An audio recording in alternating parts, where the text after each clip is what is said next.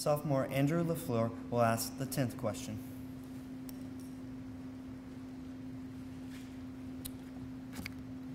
Being a mayor involves numerous responsibilities. To be able to handle them properly, one would probably prioritize the responsibilities. Kinsey Derwin, a sophomore, asks, what will be your top priority if elected mayor?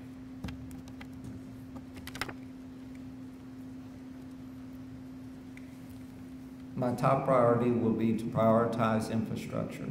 We need a plan to prioritize our infrastructure based upon the needs.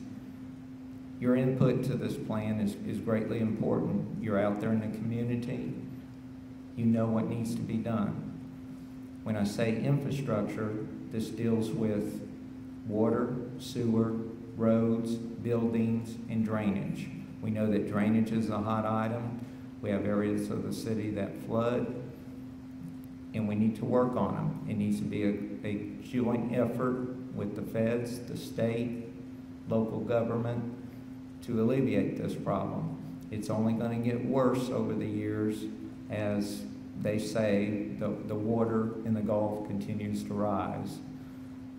Our water lines are important. When you have people come to the city hall with brown water, they're concerned. Sewer is also major. We got to get the infiltration out of the lines. Our roads, as you drive on the roads, vehicles getting heavier, they're going to tear up the roads. We have to make sure that we plan on repairing the roads and all the other infrastructures, as well as maintaining what we have in place. Thank you. Hey, a few days after I took office, an employee of the city came down and explained it to me quite simply. That if you sit in the high back chair in the mayor's office, there's three things that you're going to do. You're going to run the police department, you're going to put out fires, and you're going to fix water leaks. And if you have any money left, you're going to do something with those. Now, the money that we have left, obviously, if you are familiar with our department, we have about a $15,391,000 budget.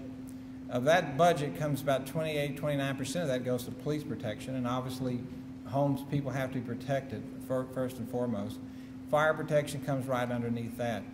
To pave streets now, it's got obviously a lot more expensive, probably about $800-some-thousand a year.